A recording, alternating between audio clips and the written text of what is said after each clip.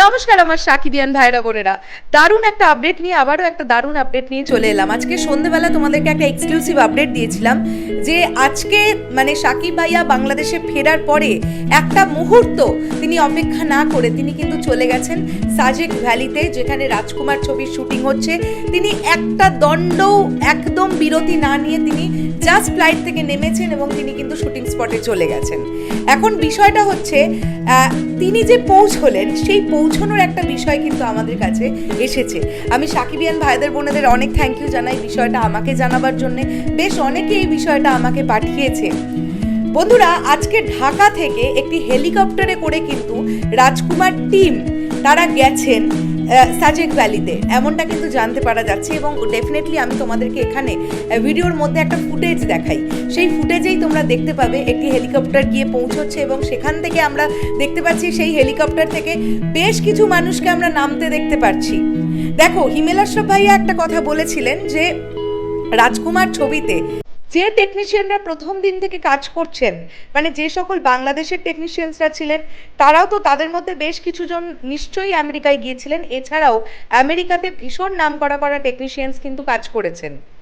এখন ব্যাপারটা হচ্ছে শাকিব খান, মেগাস্টার শাকিব খানের জন্য হেলিকপ্টারের ব্যবস্থা হবে, এটাই খুব স্বাভাবিক। এটার একটা মূলত প্রচন্ড ইম্পর্টেন্ট দিক আছে। দেখো, হেলিকপ্টার বা আকাশপথ সবচেয়ে দ্রুত এক জায়গা থেকে আরও এক জায়গায় আমাদের নিয়ে যেতে পারে। তো যখন এই রকম একটা অবস্থায় এখন রাজকুমার ছবির জাস্ট লাস্ট অবস্থায় আছে, মানে শুটিংয়ের একদম শেষ দিকটাতে আছে, তো সেখান থেকে দাঁড়িয়ে অবশ্যই টিমকে খুব তাড়াতাড়ি তাদের যাতায়াতটা করতে হবে। তো সেটার জন্য তো একটা হেলিকপ্টারের বন্দোবস্ত ডেফিনেটলি দরকার, তো সেটা তো অবশ্যই হয়েছে। এবং যদি আমি ওইভাবে বলি, মেগাস্টার শাকিব ভাইয়া তিনি অবশ্যই হেলিকপ্টারে যাবেন। হেলিকপ্টার ছাড়া তিনি কিসে যাবেন? তিনি বাংলাদেশের মেগাস্টার, তাকে বলা হয় বাংলাদেশের কিং খান। যাই হোক, আমি অনেক বকবক করে ফেলেছি।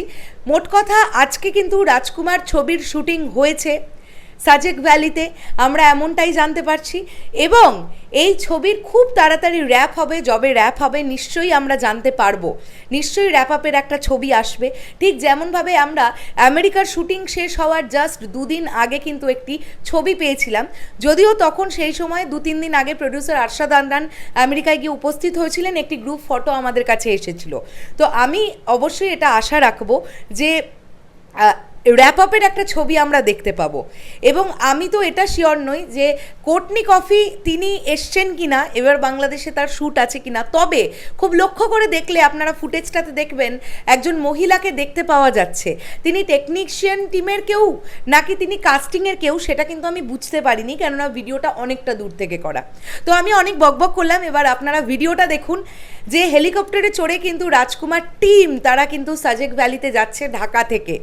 তো এটা একটা দারুণ বিষয় এবং এটা আপনাদের কাছে তুলে ধরলাম এই কারণের জন্যেই, কিছু সাকিবিয়ানদের যদি এরকমও হয়ে থাকে যে মন খারাপ হয়েছে, আজকে সাকিব ভাইয়াকে একবার সামনে থেকে দেখার জন্য আপনারা অপেক্ষা করছিলেন, বা গণমাধ্যমকারী বন্ধুরা বিভিন্ন চ্যানেলস তারাও ডেফিনেটলি গিয়েছিল, আমি দেখেছি বেশ কিছু পার্টিকুলার কোনো চ্যানেলের আমি মাইক্রোফোনও দেখেছি, আমি তাদের তরফ থেকে গণমাধ্যমকারী বন্ধুদেরও দেখেছি, দু একটা ছবি এধার ওধার থেকে কিন্তু সোশ্যাল মিডিয়া আপলোড হয়েছে।